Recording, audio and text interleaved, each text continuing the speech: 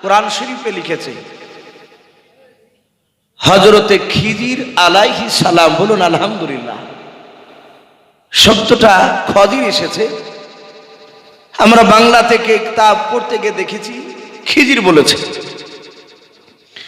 তো হযরতে খিজির আলাইহিস সালাম নাম শুনেছেন আপনারা? এই নামটা ওনাকে খিজির এই কারণে বলা হতো, উনি শুকনো বালির ওপরে, ঘাস নাই, শুধু সাদা বালি, ওই বালির ওপরে উনি বসে উঠলি যতবার বসতে ওই বালির ওপরে ততবারই ওই বসার জায়গা থেকে ঘাস বের হতো। বলুন আলহামদুলিল্লাহ। এটা একটা তার মর্যাদা ছিল, এই জন্য ওনাকে খজির বলা হতো। হযরতে মুসা আলাইহিস সালাম সালাম দিলেন, উনি সালামের উত্তর দিলেন। যে ব্যক্তি চাদর মোড়া দিয়েছিলেন ওনার নাম কি বললাম বা? হযরতে খিজির আলাইহিস সালাম। উনি বললেন, এই তোমার নাম কি? মুসা নবী বললেন, আমার নাম মুসা। আবার বললেন, তুমি বানি ইসরাইলের মুসা? বলে, হুজুর হ্যাঁ আমি বানি ইসরাইলের মুসা। বলে, ভাই তুমি আমার এখানে কি করতে এসেছো? খিজির বলছিল, ওই চাদর মোড়া লোকটা, তুমি তো বিখ্যাত নবী রাসূল। বলুন আলহামদুলিল্লাহ। উনি চিনতে পেরেছেন। বলে, মুসা ভাই তুমি তো বিখ্যাত নবী রাসূল, তুমি আমার এখানে কি মনে করি? বলো, ভাই মাফ করবা, আমি তোমার সাথে কিছুক্ষণ সময় কাটাতে চাই।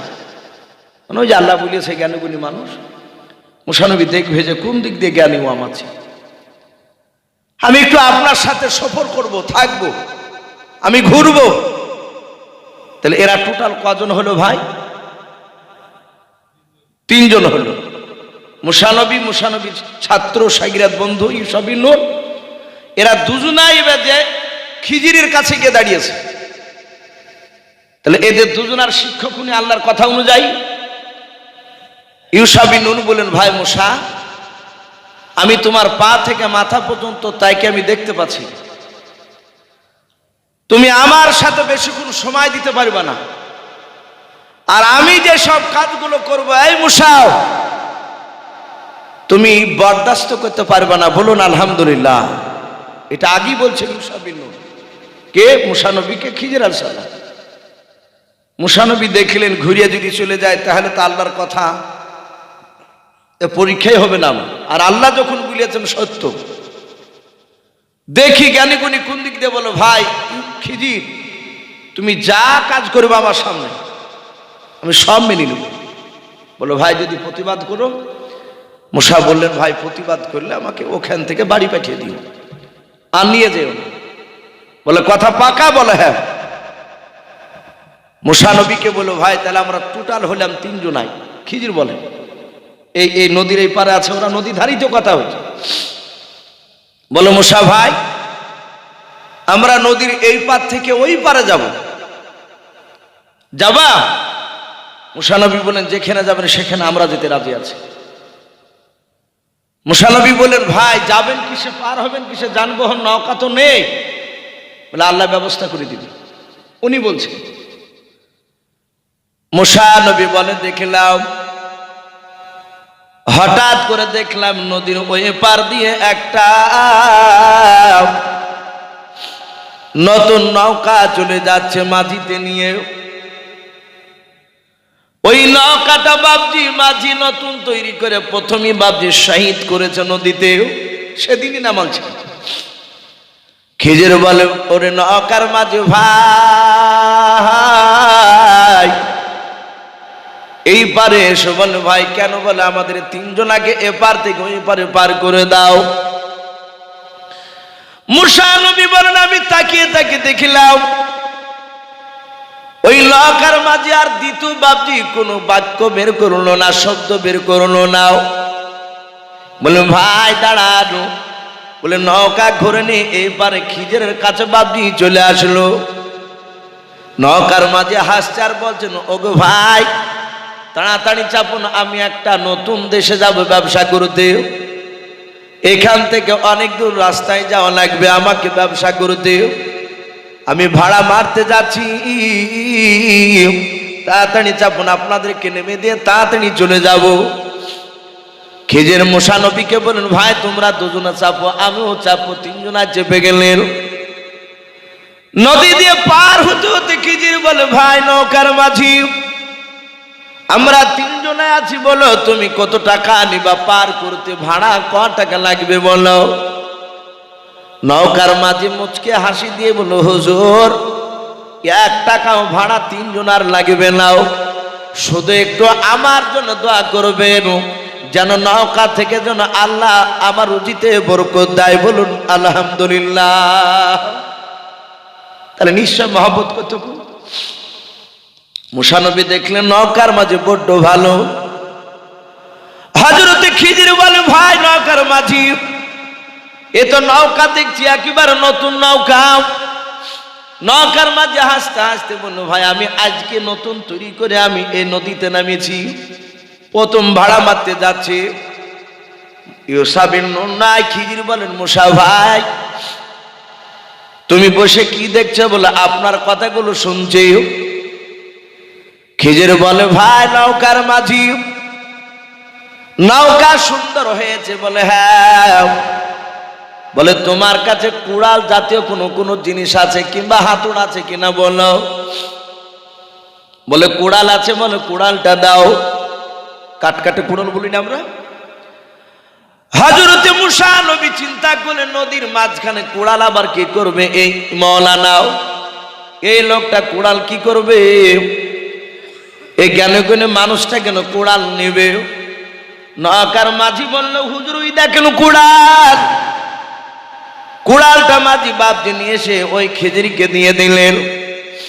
খিজির আলাইহিস সালাম নৌকার এক সাইডে বাপজি যাওয়ার পর 2-4টা কুড়োল বাপজি খুব মারার পর একেবারে নিখুঁত নৌকা, যা চটা ফাটা কোনো বাপজি দাগ দোগানি ছিল না। খিজির আলাইহিস সালাম ওই নৌকার বাপজি এক বিদ মতো বাপজি নৌকার ওপরকার কাঠের তক্তাও কুড়োল দিয়ে বাপজি আপনার ছিনে দিলেন। নৌকাটা বাপজি আপনার খুঁতে পরিণত হলো, নিখুঁত আর বাপজি থাকলো না। মুসা নবী পয়গম্বর আলাইহিস সালাম দেখলেন এই লোকটা তো ভালো নয়, এই মানুষটা নৌকার মাঝি এত ভালো, ভাড়া নিল না, মিষ্টি কথা বলল, আবার ওই লোকটারই কুড়ুল দিয়ে নৌকা ভেঙে দিল। নৌকার মাঝি কিছু বলল না, বললেন ভাই তাড়াতাড়ি নামুন। ওরা নেমে গেল। নৌকার মাঝি বাপজি চলে গেল। আর সাথে মুসা নবী পয়গম্বর আর থাকতে পারে নাই। সাথে বলছেন, খিজির ভাই তুমি বললে আমার কাজ দেখে তুমি সহ্য করতে পারবা না, কিন্তু প্রতিবাদ করলে বিপদ আছে, আর নিয়ে যাব না। ওরে আমার খিজির ভাই, এত বড় অন্যায় মুসা নবী আর সহ্য করতে পারবে না। অমনি প্রতিবাদ। বলাই খিজির ভাই ফিরিতে পার হইলে ভাড়া নিল না, আর তুমি লোকটা নৌকাটা ভাঙলে কেন? একেবারে নতুন নৌকা, ওই ওপরে 1 বিট মতো তক্তা ছুটানি রে, বা কি দরকার, কেটে ফেলা। খিজির বলে, ভাই মুসা আমি ওই পারি বলেছিলাম তোমাকে যে আমি যা কাজ করবো তা তুমি সহ্য করতে পারবা না। বলে এই মুসা, আমি নৌকার তক্তা ভেঙেছি কেন তুমি জানো না? বলে হুজুর জানি না বলি তো জিজ্ঞাসা করছি, কারণটা কি বলে? বলে মুসা আমি কারণ মানে যদি বলে দিই তাহলে এখান থেকে ঘুরে আবার বাড়ি যেতে হবে তোমাকে, আমি সোজা চলে যাবো, তোমাকে নিয়ে যাবো। মুসা নবী আবার চিন্তায় পড়লেন, তাই তো চলে গেলে এই যে জ্ঞানগুণী তা বুঝবো কি করে? কিন্তু কাজ তো অযৌক্তিক কাজ করেছে। তো বললো ভাই খিজির যাক, মানে আর বলতে হবে না, মানে বলে যে হয়তো বাড়ি পাঠিয়ে দিব বলছে, আমি বাড়ি যাব না, আর কিছুক্ষণ থাকতে চাই, সামনে নিয়ে চলো। খিজির বলে ভাই আবার কাজ করবো, তখন তুমি আবার তো তুমি প্রতিবাদ করবে, তুমি যাও না। বলো ভাই এবারকার মতো চান্স দে, আর কিছু বলবো না। বলে দেখো বলে দেখেন আপনি যদি বাধা দিতে আমাকে ঘুরিয়ে দিয়ে। মুসা আলাইহিস সালাম এরা তিনজনা তো নদীর ধারে আছে। হঠাৎ করে খিজির বলছেন, ভাই মুসা, আমরা তিনজনা এতক্ষণ নদীর ধারে ছিলাম, এবার আর নদীর ধারে নাই, এবার চলো গ্রামের ভিতরে যাই। বলে গ্রামে? বলে হ্যাঁ। যেমন আপনাদের এরকম গ্রাম রয়েছে সোনাপুর, এরকম ওই নদীর ধার দিয়ে একটা গ্রামে প্রবেশ করছে। মুসা নবী পয়গম্বর বলেন, দেখলাম হযরত খিজির ভাই আগে আগে যায়, আমি পেছন পেছন যাই, আমরা দুজনাই গ্রামের ভিতরে অনেকটা দূর হেঁটে যাওয়ার পরে একটা চৌরাস্তার মোড় পড়ল। ওই চৌরাস্তার মোড়ে দেখলাম একটা মোটা গাছ রয়েছে, আর ওই গাছের ছায়ার তলে 10 থেকে 12টা বাপজি, 4 থেকে 6 বছরের বয়স তাদের। ওই ছোট ছোট বাচ্চা ছেলেরা গাছের ছায়ার তলাতে খেলা করছিল। হযরত খিজির বলে, ভাই মুসা, এই বাচ্চা ছেলেদের খেলাগুলো আমরা তিনজনায় দাঁড়িয়ে দাঁড়িয়ে একটু দেখব। মুসা নবী পয়গম্বর আলাইহিস সালাম বলেন, আমরা দেখতে লাগলাম। গার্জেন বিহীন ছেলেরা, ওই বাচ্চা ছেলেদের কারো গার্জেন ওই জায়গায় ছিল না, সবাই খেলা করেছিল। হঠাৎ করে দেখলাম খিজির ভাইকে খেলা দেখতে দেখতে দেখতে দেখতে দেখতে বাবা একটা 4 বছরের বাচ্চা ছেলের কাছে গিয়ে দৌড়ে গিয়ে বাচ্চা ছেলেটাকে ধরে ফেলল। ধরার পর এখানে মুফাসসিরে কেরাম বাপজি 2 রকমের বাপজি রাবিতে বয়ান করেছেন। একজন রাবি বলেছেন যে মুসা আলাইহিস সালাম বলেন, দেখলাম ওই খিজির ভাই বাচ্চা ছেলেটাকে বাপজি মাটিতে ধরে শুয়ে দিল। বাচ্চা ছেলেটাকে শুয়ে দিয়ে ওই বাচ্চা ছেলেটার 2টো পায়ের মধ্যে একটা পাকে বাপজি পা দিয়ে চেপে ধরল, দ্বিতীয় আর একটা পাকে ওই খিজির ভাই ধরে টান মেরে বাবা মুরগে ফাড়াকের ফড়ফাড় করে ওই 4 বছরের বাচ্চাটাকে ফেড়ে ফেলল। ফাল্ডার বাজবে বাচ্চাটা, একবার মারা গেল। আরেকজন রাবি বলেছেন, না না, যেই গাছের ছায়ার তলে বাপজি খেলাধুলা করেছিল বাচ্চা ছেলেগুলো, খিজির ভাই ওই ছোট্ট 4 বছরের বাচ্চাটা পা দুখানা ধরে বাবা গাছের বডিতে এত জোরে বাপজি আপনার বাড়ি মারল, মনে হলো মাথাটা বাপজি ফেটে মগজগুলো সব বেড়ে চলে গেল। এক কথায় হয় বাড়ি মেরে মারুক কিংবা টান মেরে ফেড়ে ফেলুক, বাচ্চাটাকে একেবারে শেষ করে দিল। মুসা নবী পয়গম্বর আলাইহিস সালাম আর দাঁড়িয়ে সহ্য করতে পারলেন না, ডাক দিয়ে বললেন, ওরে খিজির ভাই শুনে নাও, তুমি নৌকা ভাঙলে আর জানতে পারলাম না কেন ভাঙলেও, আবার তুমি নিষ্পাপ মাসুম বাচ্চা ছেলে কোনো অন্যায় করে নাই, এই বাচ্চা ছেলেটাকে কেন তুমি আছাড় মেরে মেরে ফেললে, এর কারণটা তুমি আমাকে বলো। হযরতে খিজির বলে, মুসা ভাই, এই বাচ্চাটাকে কেন মেরেছে তুমি জানতে পারো নাই? বলে নাও, শুনে নাও, ওই নৌকা কেন ভেঙেছে তুমি জানো না? বলে নাও। বলে মুসা রে, আমি 2টোর কারণ যদি তোমার সামনে বয়ান করে বলে দিই তাহলে তুমি হাজারো কান্নার সামনে দিকে নিয়ে যাব না। ওই একই কথা বলছে। মুসা নবী বললেন, ভাই এইবারও বুঝবেন না? বলে না। মুসা নবী চিন্তা করছেন, 2টি কাজ করলো, কিছুই বুঝতে পারলাম না। আবার ডাক দিয়ে বলতে লাগলেন, হুজুর দোয়া করে দেবার একটু বলি। হযরতে মুসা নবী পয়গম্বর আলাইহিস সালাম সঙ্গে সঙ্গে বাপজি বললেন, ভাই এবারকার মতো আর বলতে হবে না। মুসা নবীকে বললেন, ভাই কবার ভুল করে, তুমি কথা দিয়ে কথা রাখতে পারছো না? বলে হুজুর এবারকার মতো সামনে নিয়ে চলে। বলে না, আমরা দেখেছি মানুষ ভুল করলে 3 বার তাকে সুযোগ দেওয়া হয়। লাস্টে বলে ভাই এবারই শেষ সুযোগ। বলে হুজুর 3 বার এবার দিতে, এবার তো দিচ্ছেন। মুসা নবী বলেন এই খিজির ভাই আর একবার সুযোগ দেন, আর বলবো না। বলে দেখো, বলে হ্যাঁ। এরা 3 জনায় বাপজি ওই গ্রাম থেকে এবার আবার হাঁটতে শুরু করলো। মুসা আলাইহিস সালাম বললেন ভাই খিজির ভাই, আমার এই বন্ধু ইউসা বিন নুনকে ভোগ লেগেছে। বাপজি আমরা আর উঠাউঠি করবো না বাপ, আর একটু বসি, রাত্রি 2টো পার হতে চলেছে, বলো অনেক রাত্রি, আমরা একটু বসে যাই, ইনশাল্লাহ আর কিছুক্ষণ আলোচনা করি, ইনশাল্লাহ দোয়া হবে, আখিরি দোয়া নিয়ে আমরা সকলে বাড়ি যাব। আর খাস করে জালসার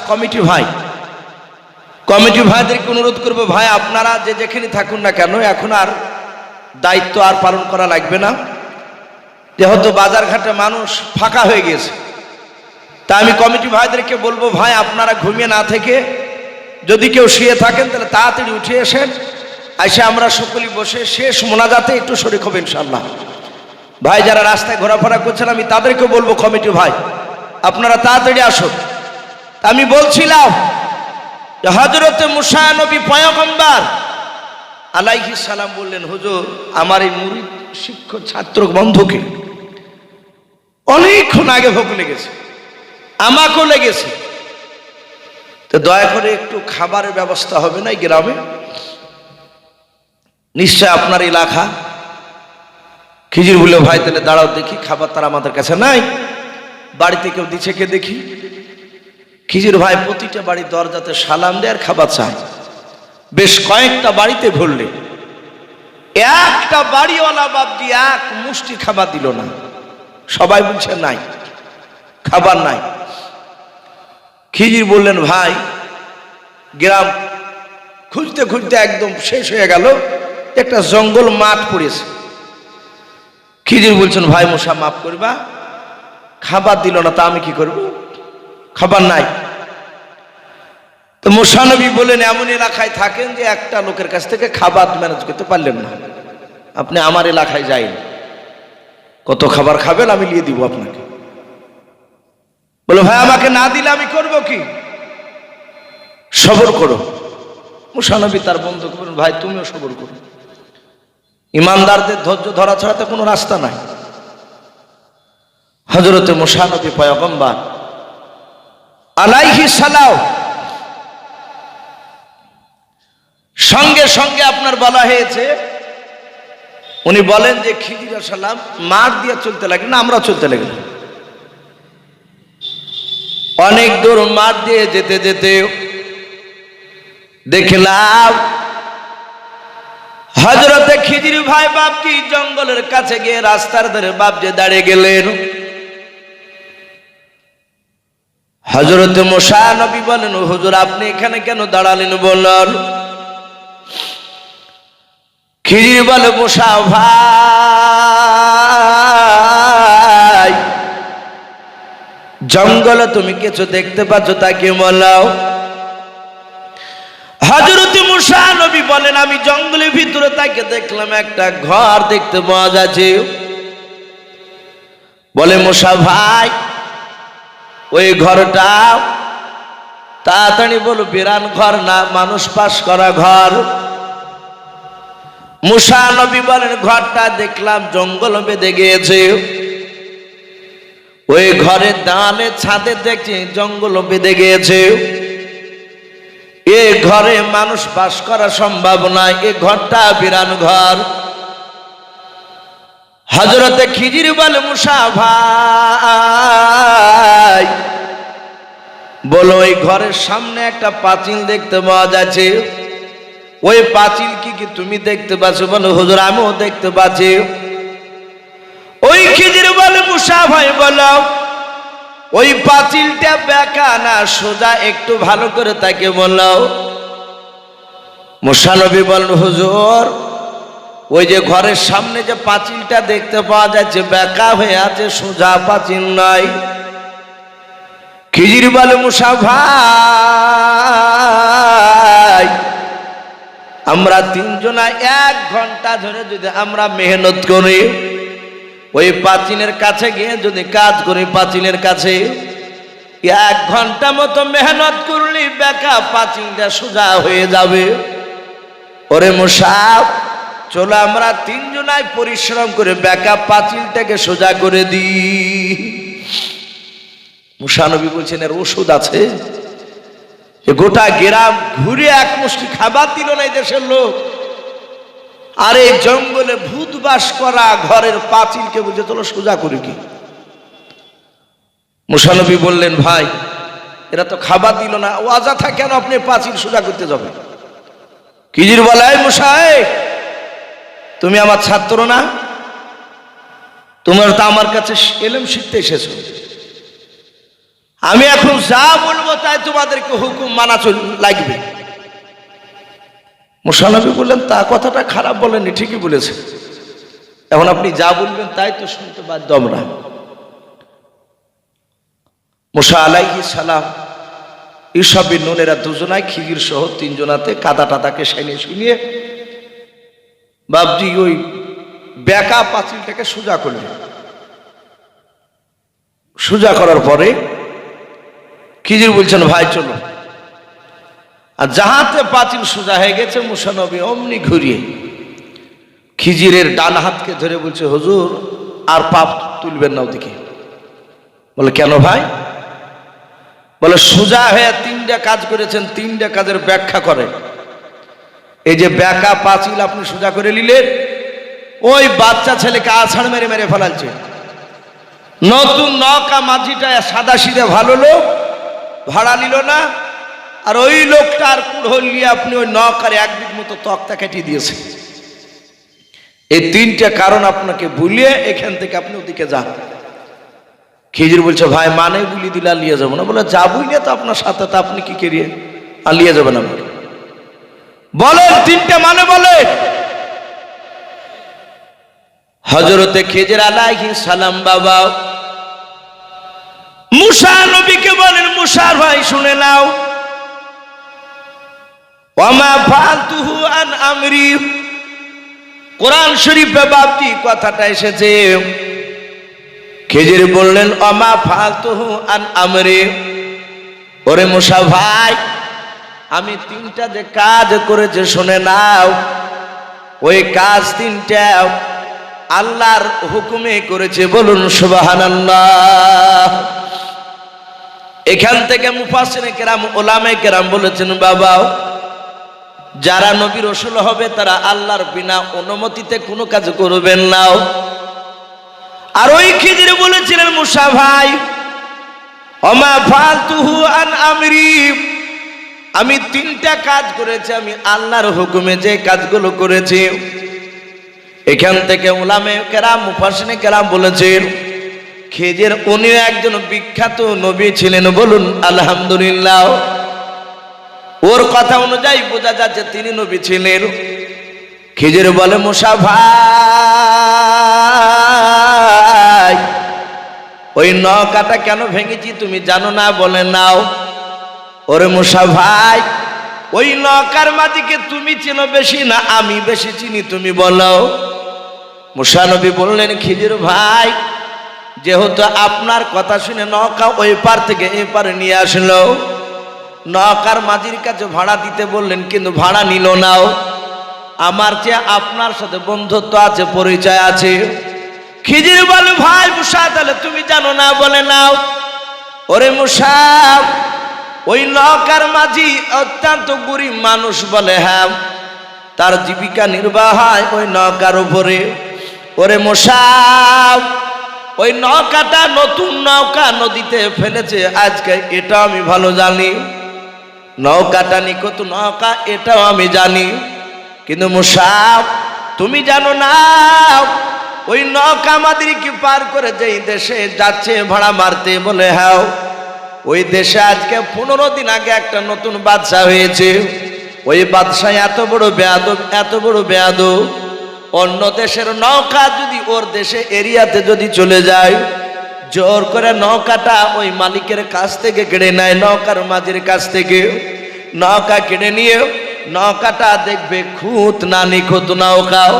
ওরে মুসা ভাই, ওই বাদশা বেয়াদব হলে তার একটা গুণ রয়েছে। বলে কে গুণ? নৌকা যদি সোনা দিয়ে যদি তৈরি করা হয়, আর নৌকাটা যদি একটু খুঁত হয়ে যায়, ওই বাদশা আর কখনো নৌকাটাকে নিবে না, মাঝিকে ফেরত দিয়ে দেবে।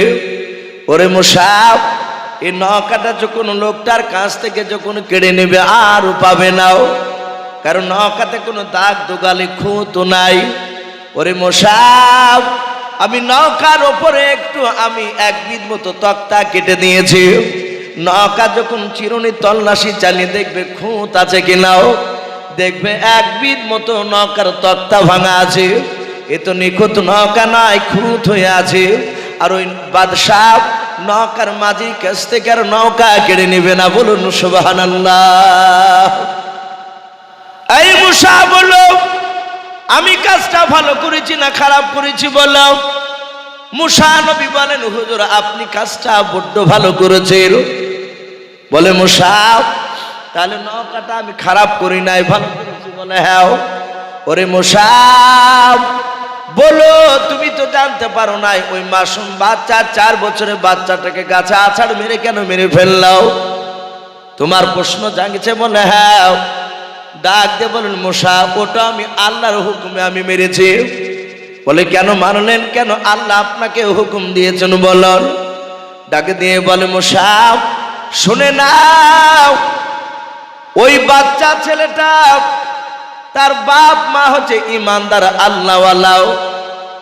ওরে মুসা, আল্লাহ আমাকে জানিয়ে দিয়েছে ওই ছেলেটা 12 বছর পার হয়ে গেলে ছেলেটা একটা বড় ধরনের কাফের হবে, কাফেরে পরিণত হবে। ওই ছেলেটা বিয়ে করবে, তার ওরসজাত সন্তান 1 নয় 2 নয় 40টা হবে বেটাও। এই মুসা, ওই 40টা বেটা সবাই তারা কাফের হবে। ওই ছেলেটার বংশ যত বড় হবে তত বড় কাফের দল হবে। কাফের দল হওয়ার পর ওর আব্বা মার উপর অত্যাচার করবে, ভালো ভালো ইমানদার লোকের উপর অত্যাচার করবে ওই কাফেররাও। কিন্তু মুসা 12 বছরের আগে যদি বাচ্চাটাকে যদি মেরে দেওয়া যায়, ওই বাচ্চাটা কাফের হতে পারবে না, কিন্তু ছেলেটা নিষ্পাপ হয়ে মারা যাবে। ছেলেটা জাহান্নামে যাবে না, জান্নাতেও চলে যাবে। বলুন সুবহানাল্লাহ। ওগো মুসা, 12 বছর আগে বাচ্চাটাকে মেরে দিয়েছে, তাহলে বড় ধরনের কাফের দল থেকে বেঁচে গেল ইমানদার মানুষরা। আর শুনে নাও, আর যদি না মারতাম তাহলে ছেলেটা তো জাহান্নামে যেত, কিন্তু জাহান্নাম থেকে তো বেঁচে গেল সে। ভালো করিনি? মুসা নবী বলেন, কাজ তো খারাপ করেনি, ঠিকই করেছে। হুজুর তাহলে ওই ঘরটার পাঁচিল কেন সোজা করলেন? ওখানে তো মানুষ বাস করে না। ডাক দিয়ে বলেছিল, মুসা ওই পাঁচিলের তলে কি আছে তুমি জানো? বলে না। ডাক দিয়ে বলেছিল, মুসা ওই পাঁচিলের তলে একটা সোনার লগ্নে আছে। বলুন আলহামদুলিল্লাহ। ওরে মুসা, ওই বাড়িওয়ালার 2টো বাচ্চা ছেলেকে রেখে বাড়িওয়ালারা তারা স্বামী স্ত্রীতে মারা যায়। ওই বাড়িওয়ালারা দিনদার আল্লাহওয়ালা ছিল, পরেজগার ছিল, সলেহন ব্যক্তি ছিল। ওই বাচ্চার বাপ মা মৃত্যুর আগে কিছু সোনার টাকা পয়সাও একটা লগ্নেতে ভরে ওই পাঁচিলের তলে পুঁতে রেখেছিল তার 2 সন্তানের জন্য। ওরে মুসা, ওই বাচ্চা ছেলে 2টো জানে না যে পাঁচিলের তলে সোনার লগ্নে ভরা আছে। মুসা শুনে নাও, ওই বাচ্চা ছেলে 2টো তার বাপ মা মরার পর ওই বাড়ি থেকে অনেক দূরে তারা চলে গিয়েছে। অমুক গ্রামের বাচ্চা 2টো একটা বাড়িতে লালিত পালিত হচ্ছে। এই মুসা, এই পাঁচিলটা যদি আমরা সোজা না করতাম, হয়তো 10 বছর পর পাঁচিলটা ভেঙে পড়ে যেত। আর ভেঙে পড়ে গেলে ওই টাকার লগ্নটা দেখতে পাওয়া যেত। চলতি মানুষেরা ওদিকে তাকানোর পর আর টাকার লোক না থুয়ে যেত না, তারা উঠে নিয়ে চলে যেত। ওরে মুসাব, আমরা তিনজনায় 1 ঘন্টা মতো পাঁচিলটা সোজা করে দিয়েছে, শুনে নাও। এ পাঁচিল 10 বছর কেন 50 বছরও পাঁচিলটার পড়বে না, বলে নাও। মুসাব, ওরা আস্তে আস্তে 2 ভাই যখন বড় হয়ে যাবে, ওরা বাপের ভিটাতে তারা আসবে, আসার পর 2 ভাই ঘর ভেঙে বাড়ি করতে যাবে। যখনই পুরানো ঘর ভেঙে বাড়ি করতে যাবে, ওই পাঁচিল ভাঙতে যাবে, আর পাঁচিলের ভিতর থেকে সোনার টাকাটা পেয়ে যাবে। ওদের 2 ভাইয়ের উপকার আসবে, বলুন আলহামদুলিল্লাহ। মশা খারাপ করেছি? বলো হুজুর না, আপনি ভালোই করেছেন। কিতাব এসেছে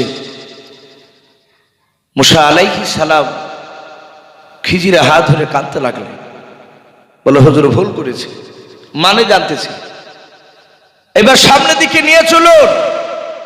খিজির বললেন, না ভাই, আমি কথা দিয়েছি, মানে বলে দিলে আর সামনের দিকে নিয়ে যাব না, এখান থেকে ঘুরিয়ে এবার বাড়ি চলুন।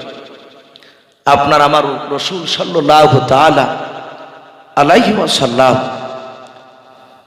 উনি সাহাবাদের সামনে মুসা নবীর ঘটনা আলোচনা করতে গিয়ে নবী বলতেন, হায় আফসোস, হায় আফসোস, আমার ভাই মুসা যদি মানে জানতে না চাইতো, আরো হয়তো সামনের দিকে যেত, এইরকম আরো হয়তো নতুন নতুন কয়েকটা আরো কিছু ঘটনা হয়তো ঘটতো।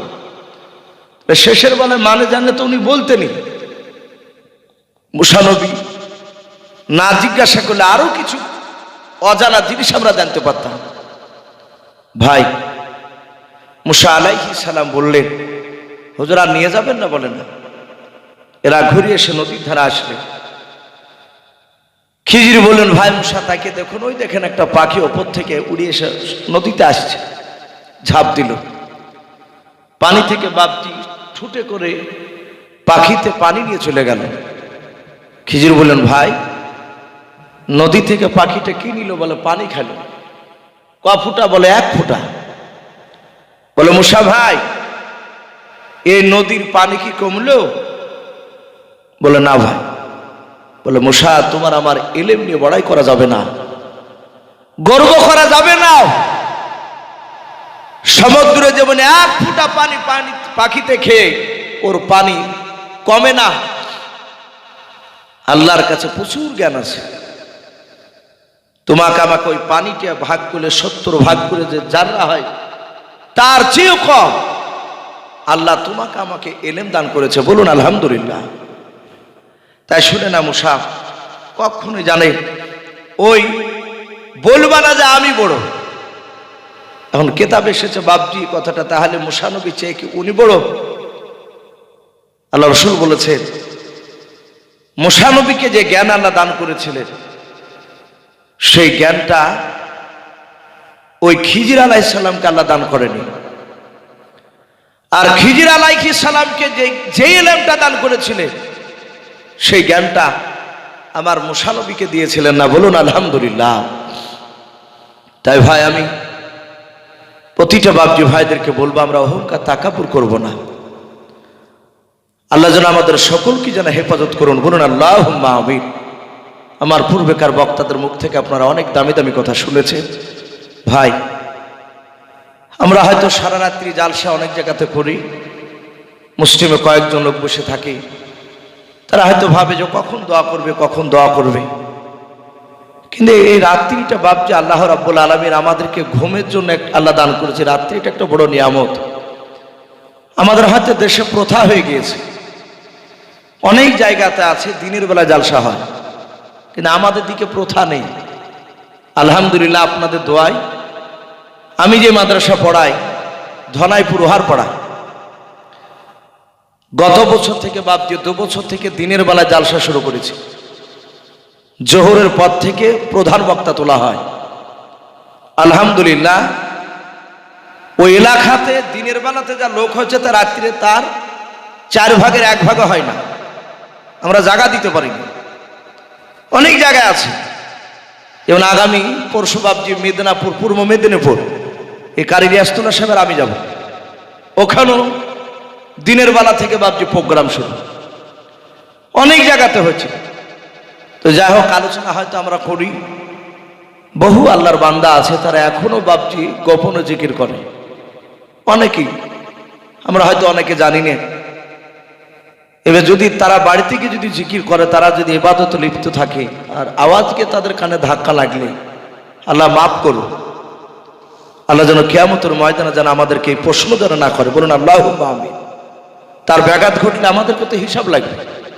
তো যাই হোক, আমি প্রতিটা বাপজি ভাইদেরকে বলবো, পর্দার আড়ালের মা বোনদেরকে, আমরা সকলে 5 ওয়াক্ত নামাজ পড়বো। বলুন ইনশাআল্লাহ।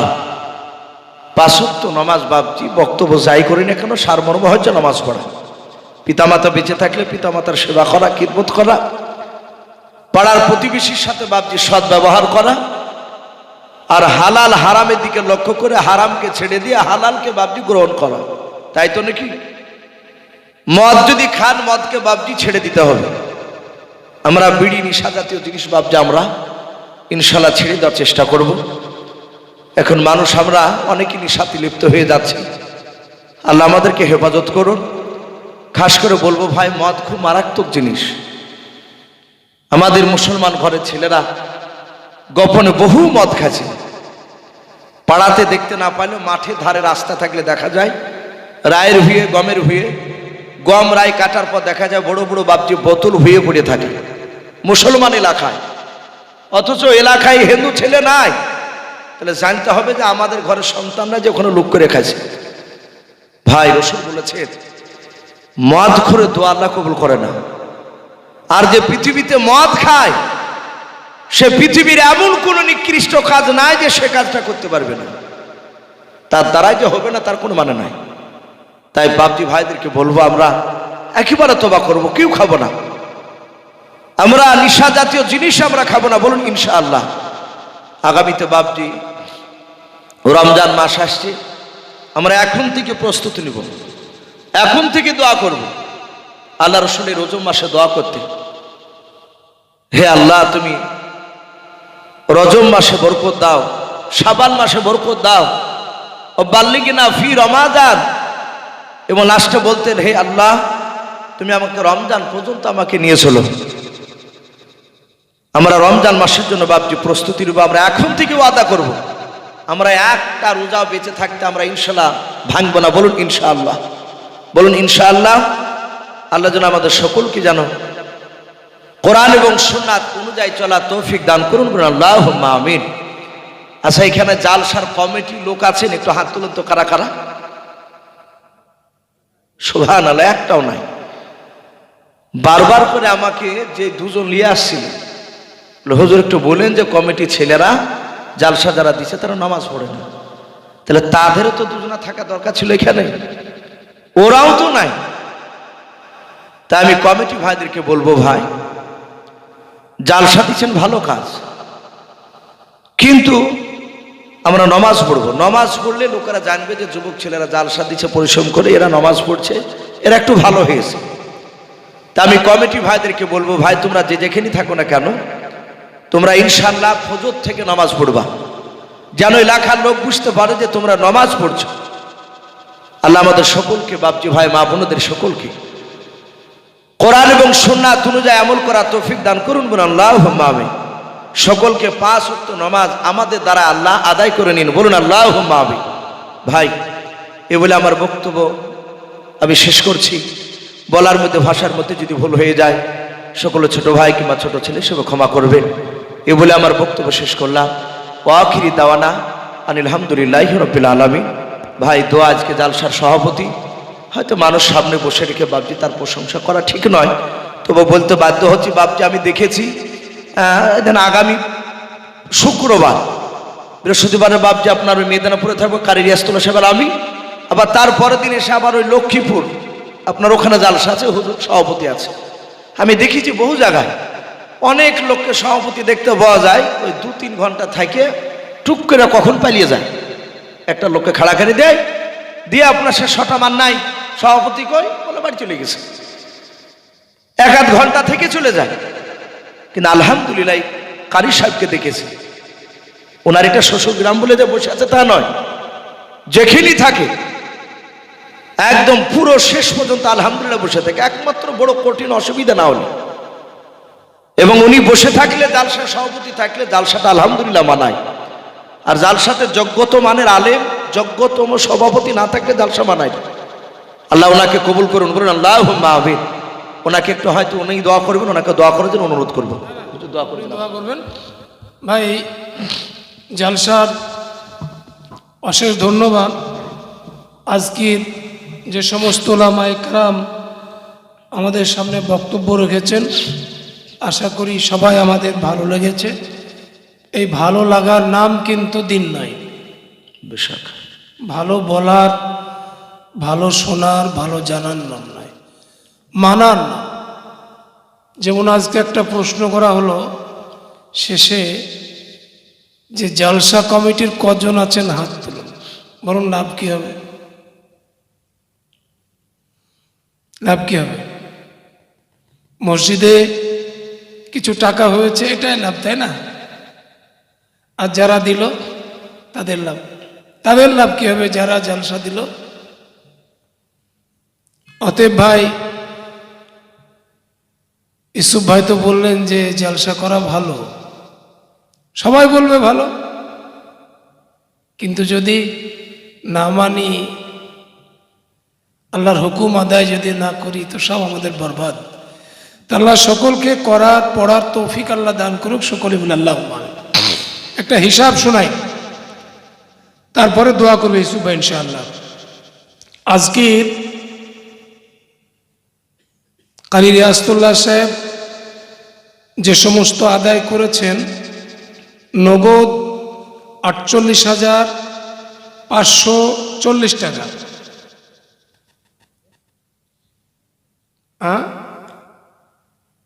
নগদ জমা হয়েছে, উনি নেমে গিয়েছিলেন তখন 47,740 টাকা, পরে 1100 টাকা এসেছে।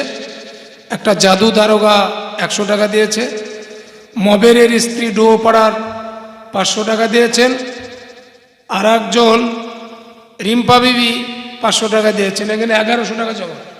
কত? আচ্ছা, এই দেখেন হাফিজুল দারোগা 1000 টাকা দিয়েছেন। আল্লাহ তার জানে বলে বরকত দিক, ইহজগৎ পরজগৎ কল্যাণ করুক, সকলে বলি আল্লাহুম্মা আমিন। ইসুফ ভাই, দোয়ার আগে টাকা কম হয়ে গেল যে? টাকা কম হয়েছে, ওই দেখেন আরেকটা। তাহলে আপনার 49,540।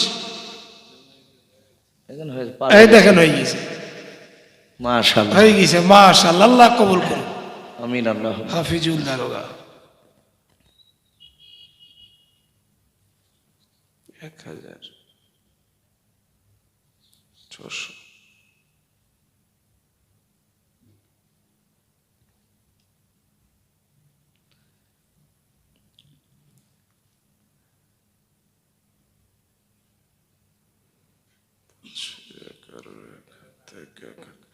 পঞ্চাশ হাজার 140 ভাই, 50,140 টাকা নগদ কালেকশন জমা হয়েছে স্টেজে। বাকি জালসা কমিটি কি করেছে না করেছে সেটা জালসা কমিটির কাছে হিসাব নিকাশ আছে। আজকে ডাইসে যেটা আদায়, আর যে সমস্ত ভাইরা ওয়াদা করেছেন 62,000 টাকা ওয়াদা, 62,000 টাকা ওয়াদা, আর সিমেন্ট ওয়াদা হয়েছে 20 ব্যাগ। আল্লাহ সকলের ওয়াদা, সকলের দান কবুল করুক, সকলে বলি আল্লাহুম্মা আমিন। হাত তুলে আল্লাহুম্মা আমিন। আলহামদুলিল্লাহি রাব্বিল আলামিন ওয়াল আকিবাতু লিল মুত্তাকিন والصلاة والسلام على رسوله الأمين والصلاة والسلام على سيد المرسلين ربنا ظلمنا أنفسنا وإن لم تغفر لنا وترحمنا لنكونن من الخاسرين ربنا لا تزغ قلوبنا بعد إذ هديتنا وهب لنا من لدنك رحمة إنك أنت الوهاب আয় আল্লাহ, গভীর রাত্রি বানায় মওলা তোমার সেই দরবারে হাত উঠিয়েছি। মওলাই কারীম, জানি না তোমার দরবারে মওলা আজকে পবিত্র জালসার মাহফিল কবুল হয়েছে কিনা।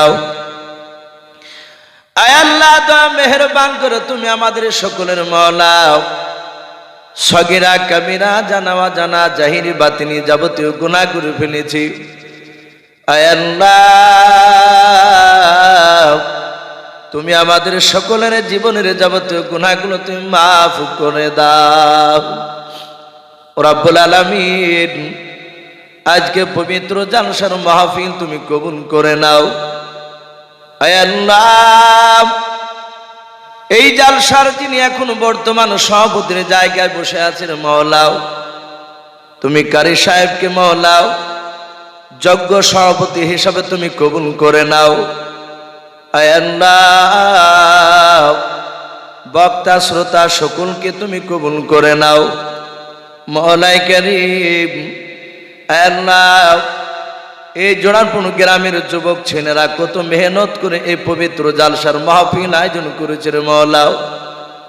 আয় আল্লাহ, এই কমিটি ছেলেদের ইমানটা হযরত আবু বকর সিদ্দিক রাদিয়াল্লাহু তাআলা আনহুর মতো ইমান বানিয়ে দাও। মওলাই কারীম, এই জালসায় যারা সহযোগিতা করেছে দান দিয়ে শ্রম দিয়ে, আয় আল্লাহ, তুমি তাদের মেহনত, তুমি তাদের দান তুমি কবুল করে নাও। রব্বুল আলামিন, আজকে পবিত্র জালসার মাহফিল তুমি কবুল করে নাও।